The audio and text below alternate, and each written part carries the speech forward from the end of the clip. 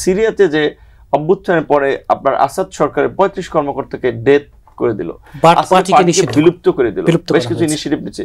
এই কিন্তু এই গভর্নমেন্টের তো অন অফ দা মানে এজেন্ডা থাকা উচিত ছিল প্রথমে আন্দোলনকারীদের মধ্যে যারা আহত হয়েছে, ক্ষতিগ্রস্ত হয়েছে, তাদের চিকিৎসা, পুনর্বাসন এবং এই ফ্যাসিবাদীদের বিরুদ্ধে শক্ত পদক্ষেপ নেওয়া এবং দৃষ্টান্তমূলক শাস্তি নেওয়া, যে যাতে এটা দেখে বাকিদের মনে আতঙ্ক কাজ করে এবং কেউ যেন এই আওয়ামী লীগের পক্ষে ওকালতি করা, অ্যাডভোকেসি করার সুযোগ না পায়। সেদিন দেখলাম আওয়ামী লীগ কর্মসূচি করছে এবং আমাদের সাথে আপনার চোর পুলিশ খেলছে। মাঝে মাঝে আরো কয়েকটা কর্মসূচি দিল, ট্রাম্পের বিজয়ের মিছিল করবে, 10ই নভেম্বর নূর হোসেন দিবসে প্রোগ্রাম করবে, আবার এই ফেব্রুয়ারি জুড়ে কর্মসূচি দিচ্ছে।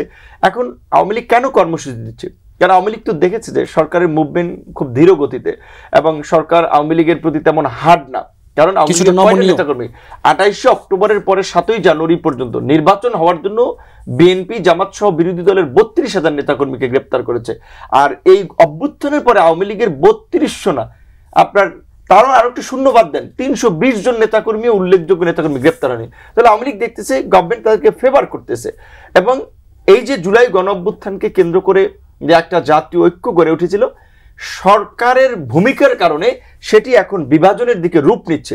কাজে আওয়ামী লীগ এবং আওয়ামী লীগের যারা প্রভু, যারা গত 16 বছর আওয়ামী লীগকে এই ফাঁসিবাদ কায়েমে সহযোগিতা করেছে, ইন্টারন্যাশনালি তাদের পাশে দাঁড়িয়েছে, লবিস্ট ফার্ম কিংবা মার্কেটিং করে, সেখানে এখন তারা ওই পুরানো, এখানে সংখ্যালঘুদের নির্যাতন হচ্ছে, এখানে মাইনরিটিদেরকে হত্যা করা হচ্ছে, ধর্ষণ করা হচ্ছে, সম্পদ কেড়ে নেওয়া হচ্ছে, এই সমস্ত পুরানো বিভাজনে কিছুটা সুযোগ নিতে অবশ্যই সুযোগ নিচ্ছে। আপনি চিন্তা করেন ইউকের মতো অল পার্লামেন্টারি কমিটির যে গ্রুপ, সেখানে এটা ডিসকাশন হলো।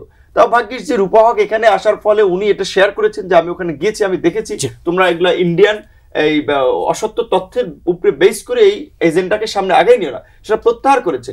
ট্রাম্পের অফিসিয়াল টুইটার থেকে নির্বাচনের আগে টুইট করেছে, এখন তো কি পদক্ষেপ আমরা সেটা জানি না।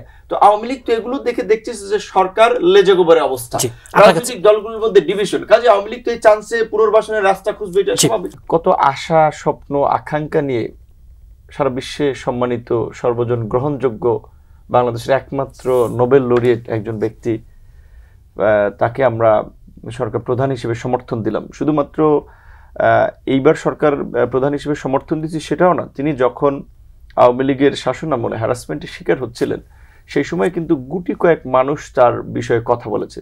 তার মধ্যে মানে আমরা ছিলাম ওয়ান অফ দেম, এবং তার বিষয়ে আমরা সরাসরি হেডলাইন দিয়ে 2023 সালের 8 সেপ্টেম্বর সেমিনার করেছি, seminar on judicial harassment and doctor Yunus. ওই কেসকে রেফারেন্স করে যে বাংলাদেশে যে জুডিশিয়াল হ্যারাসমেন্ট হচ্ছে এবং জুডিশিয়ারিকে যে একটা পলিটিক্যাল ওয়েপন হিসেবে ব্যবহার করা হচ্ছে, প্রকৃত অর্থে আমাদের ইউনুস স্যারও ভিকটিম হওয়ার আগ পর্যন্ত কিন্তু খুব বেশি বাংলাদেশের গণতন্ত্র, মানুষের অধিকার কিংবা জনগণের সুখ দুঃখ এই বিষয়ে তার খুব বেশি জোরালো অবস্থান ছিল না। যখন তিনি ভিকটিম হয়েছেন তখন তিনি কিছুটা কথা বলার চেষ্টা করেছেন এবং বিশ্ববাসী তার মাধ্যমে হয়তো কিছুটা জেনেছে।